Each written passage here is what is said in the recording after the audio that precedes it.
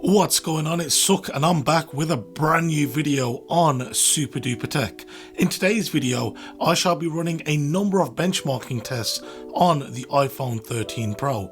As always, I will be uploading a video testing the camera's still and video capabilities, and once these videos have been uploaded, I will leave them linked down below in this video's description. Lastly, we are on the road to 5,000 subscribers, and if you are new around here, then I must ask you to hit the subscribe button, clicking the bell to be notified of when a new video goes live. Without any further ado, let's hit the titles.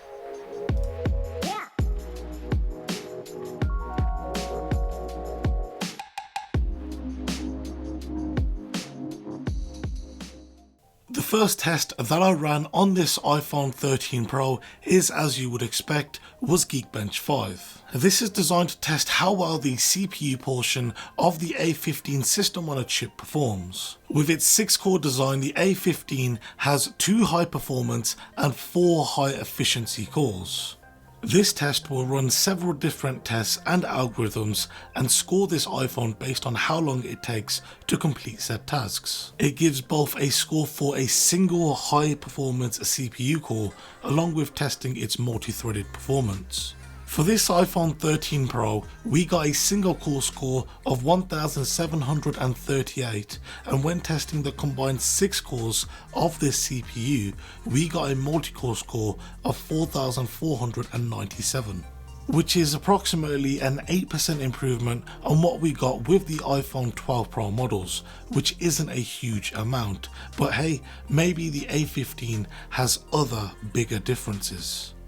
The next test I ran was once again from GeekBench 5, but this time from their compute lineup of tests, which are designed to test the performance of how the system on chip's built-in graphics engine behaves. Apple does claim that this iPhone has the fastest graphics performance of any smartphone, which is quite the bold statement to make. Also, it is worth mentioning that this iPhone 13 Pro has an additional graphics core coming in with 5 when compared to the 4 found on the standard iPhone 13 models. For this test, we got scores of 14,220, which is approximately a 40% improvement on what we saw with the iPhone 12 Pro models, which is a massive increase. I'm not too sure if the bulk of this is mainly going to be used for driving the 120Hz ProMotion display, but from my time with this device, it most certainly feels like games run smoother for longer when compared to the outgoing models. The next lineup of tests that I ran on this iPhone 13 Pro was once again from GeekBench, but this time their new lineup of machine learning tests. These tests are designed to run on the CPU, GPU along with the Core ML portion of the A15, this of course being the neural engine. The results I got for this test are now on screen. As this is a new test which Primate Labs, who own GeekBench, have only released within the last 12 months, I have not had a chance to test it on all previous models, or I should probably say those models that will actually allow this software to run. So what I've done here is taken the scores from GeekBench's results webpage for the other models and have compared them here. So yeah, this will probably open your eyes as to how well Apple have been positioning themselves, not only when compared to their previous devices, but also their competition. We always hear from Apple whenever they unveil new silicon about the advancements they've made to the neural engine, and I'm sure this explains why this is the case. I mean, if the CPU ain't dealing with it, then it can do other things, thus making the device feel much more responsive. I think you'll find the graphs speak for themselves. Now, I know running benchmarks are no way of seeing how these devices will behave in the real world, but small things like being able to detect faces and objects within an image and suggest who to send them to or create a shared album with will no doubt be faster on an iPhone than most other Android devices currently on the market.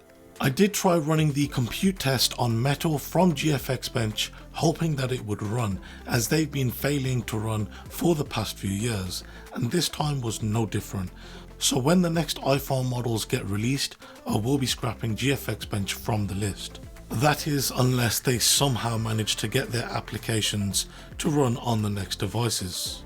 The next graphics test that I ran on this device was from AnTuTu. This test is designed to run several graphics tests, and then based on how they perform, it will then grade the device with a score.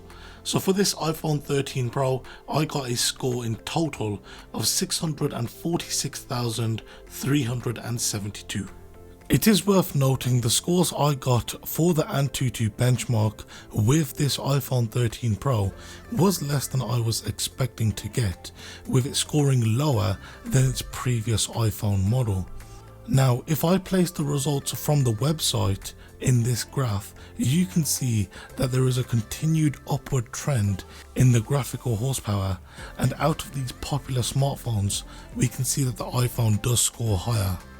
It is worth noting that when I run these tests, I do run them one after another, so potentially there may be something that is hindering this iPhone's performance, but I'll get into that in just a little. The next series of tests that I ran on this iPhone were purely graphically based, coming from 3D Mark. The first test that I attempted to run on this device was the Slingshot Test, which I could not get to run. I will keep trying periodically to see if this test will run, and if it does and I manage to get a score, I will be sure to leave it down below in this video's description. I therefore chose to move on to the wildlife graphics test and got a score of 9,763. So after getting this score, I then decided to run the wildlife stress test, and the highest score that I got when running this was 9,593, and the lowest I got was 7,139. So when comparing this test running on its own, we got a score of 9,763, and when running the stress test, the lowest that we got was 7,139. So when this device was stressed the most, the difference that we got in performance was approximately a 31% decrease in performance, which is quite shocking, and we could potentially get higher scores if this iPhone had some sort of vapor chamber to help dissipate the heat from the A15, something which we've kind of seen in a number of other Android flagships, mainly those gaming oriented devices. I pretty much did the exact same thing again this time around using 3D Mark's Wildlife Extreme graphics test. Now, as the name would imply it, it is much more of an intense test. When running this test, I got a score of 3,188. With this information in hand, I then chose to run the Wildlife Extreme stress test and got a high score of 3,023 and a low score of 2,200, which is once again a decrease in performance equivalent to around 36%, which is quite massive. Let me know if you want to see this iPhone tested again, but this time using the new accessory from Razer to actively cool down the iPhone. I think that would be quite interesting. As always, I ran a network speed test, this time testing both the Wi-Fi and 5G speeds. Simply put, I got a Wi-Fi download speed of 217 megabytes per second and an upload speed of just around 20.7 megabytes per second, which is to be expected as I am paying for around a 200 megabytes per second connection. But when testing the 5G speeds, I got download speeds in excess of around 127 megabytes per second, which honestly was surprising as I normally average around 300 plus, but I'm not complaining as it's still a good download speed for a mobile device using a cellular network. And the upload speeds, they weren't too bad all things considered, coming in at around 19.1 megabytes per second. The final test I ran on this iPhone was an export of a 4K video file. Now previously I had been able to export video projects at a range of different resolutions, but that doesn't seem to be the case now, with it only allowing me to export video footage in the resolution that it was imported in.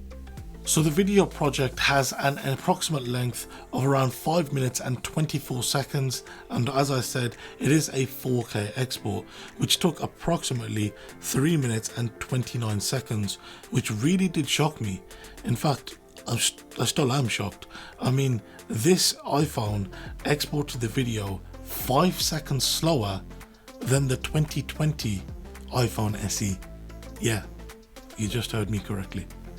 So, if you would like to be one of the first to see this device have its cameras tested, compared, and then of course reviewed, then be sure to subscribe, clicking the bell icon to be notified of when any of my new videos go live. Of course, if you have got any video suggestions or anything you'd like to see tested, then be sure to let me know down below in the comment section or by hitting me up over on my social media platforms, Twitter and Instagram, links to which can be found down below in this video's description. Thank you very much for watching, and I'll see you next time. Have a good one.